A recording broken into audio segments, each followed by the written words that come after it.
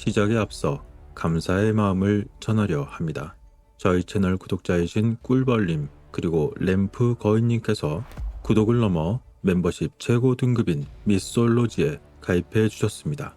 마음은 있지만 실제로는 아무나 할 수 없는 따뜻한 응원, 다시 한번 진심으로 깊은 감사를 드립니다. 이번 시간은 도곤족의 신화와 미스터에 대한 마무리 영상입니다. 그럼 시작하겠습니다. 도곤족은 시리우스 별 주위에 붉은 광선의 원이 있다고 구체적으로 설명합니다. 또한 그들은 두 별이 서로를 회전하면서 생성하는 타원형 궤도에 의해서 만들어진 DNA 패턴에 대해서 말하고 있습니다. 그들은 시리우스가 우주의 축이며 그로부터 모든 물질과 모든 영혼들이 거대한 나선 운동으로 생성되고 있다고 믿습니다.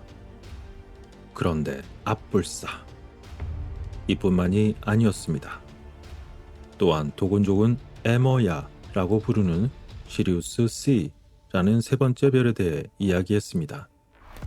이것은 1995년에야 고급 적외선 이미징 기술을 사용하여 발견되었다고 일부 주장되고 있는 곳입니다. 이 별은 시리우스 B보다 크지만 가벼우며 시리우스 A를 중심으로 회전하고 있다고 합니다. 어떤 사람들은 그것을 시리우스 C라고 불렀고 그 존재가 확실히 입증되지는 않았지만 만일 사실이라면 정말 놀라운 일입니다. 어떻게 도곤족은 이 존재를 그토록 오래전에 이미 알고 있었던 것일까요? 하지만 도곤족이 말하는 시리우스 C는 그들에게는 여자의 태양이라고 불립니다. 그것은 도곤족에게 있어서 현재 살아있거나 미래에 존재할 여성을 위한 영혼의 자리로 묘사되고 있습니다. 또한 도곤족은 시리우스 C가 두 쌍의 광선을 보내는데 그러한 광선은 여성의 모습을 나타내고 있다고 믿습니다. 그런데 맙소사, 덴드라의 이시스 사원과 같은 고대 이집트 사원 중 일부도 시리우스의 나선형의 상승의 빛과 관련이 있어 보입니다.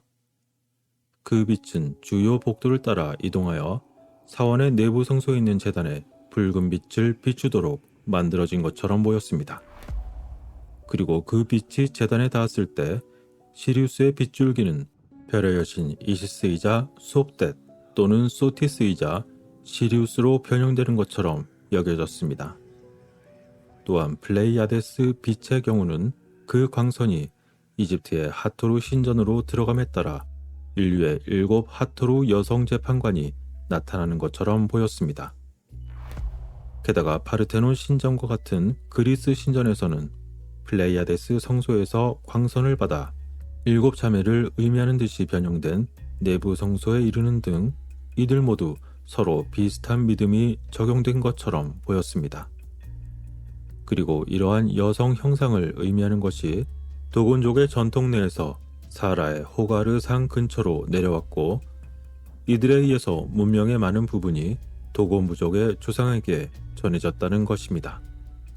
게다가 이들 도곤의 구전에서는 수천 년 동안 지구가 태양 주위를 돌고 목성에는 위성이 있고 토성에는 고리가 있다는 것을 고대로부터 전해들어 이미 알고 있다고 말하고 있습니다. 게다가 도곤족의 50년 주계 달력은 일반적인 세상의 전통들과는 매우 다릅니다.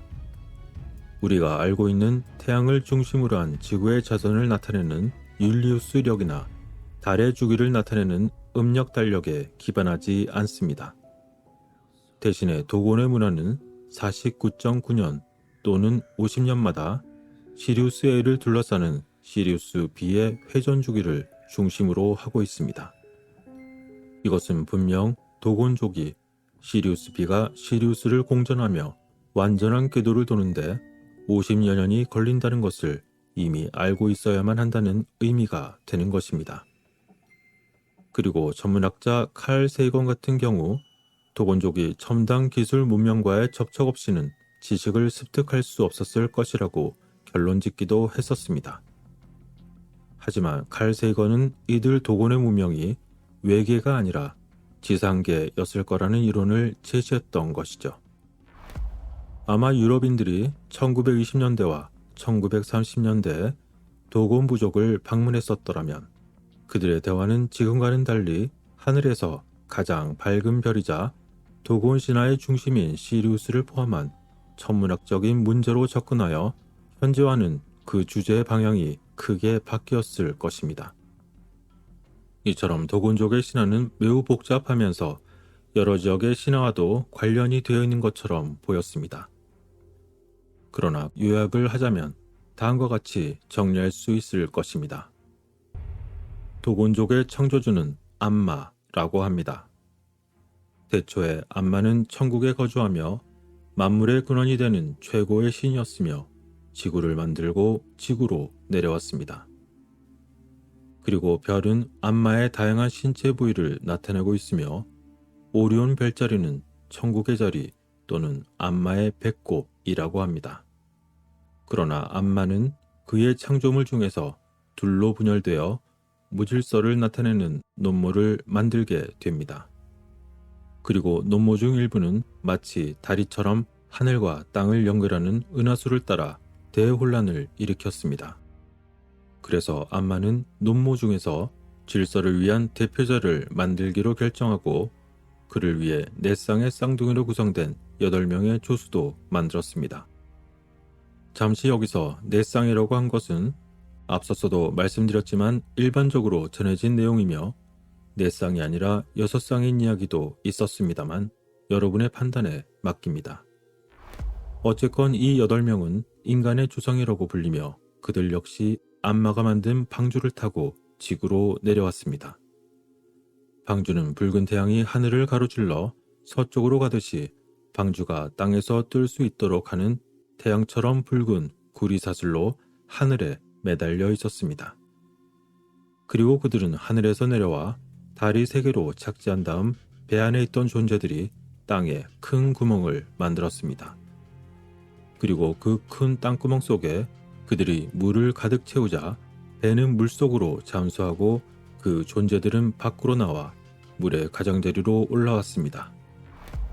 이들의 상체는 인간과 비슷해 보였으나 다소 달랐고 혹은 양의 머리를 하고 있었으며 하체는 물고기 같았습니다.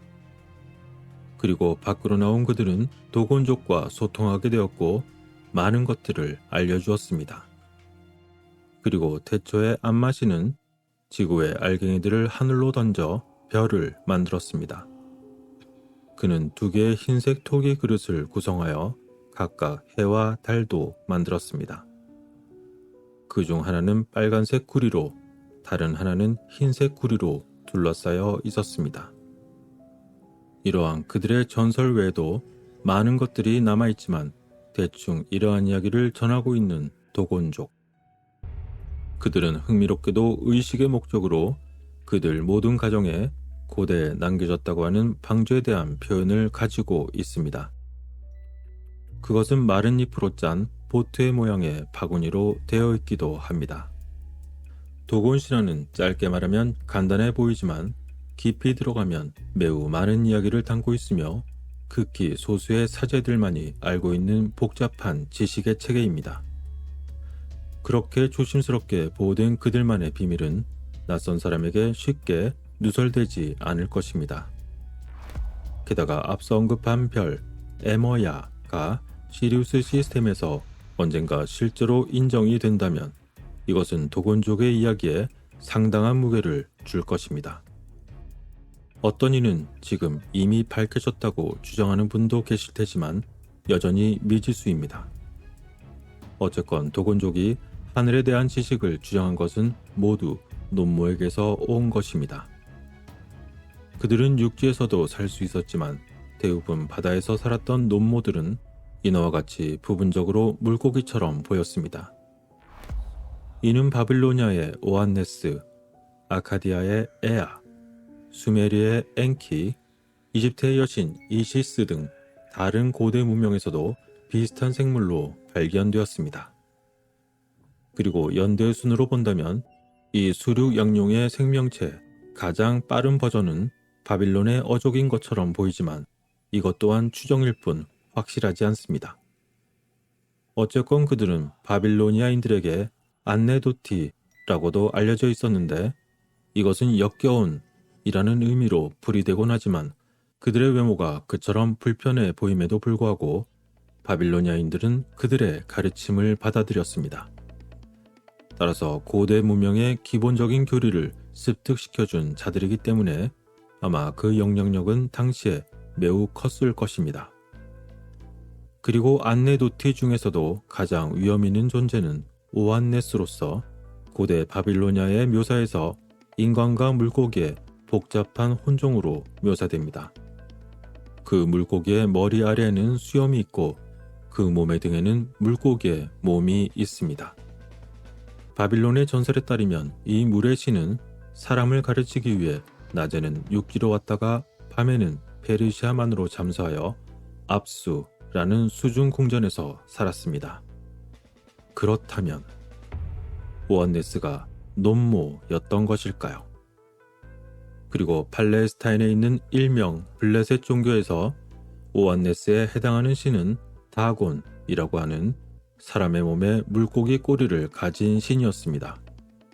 그리고 더 서쪽으로 가면 이집트의 나일 삼각주 연안에 위치한 모래사장 파로스는 바다의 노인이자 바다 짐승의 목동이며 바다 신 또는 강과 해양 수역의 신 등 그 이름도 무척 많았던 프로테우스의 고향이었습니다.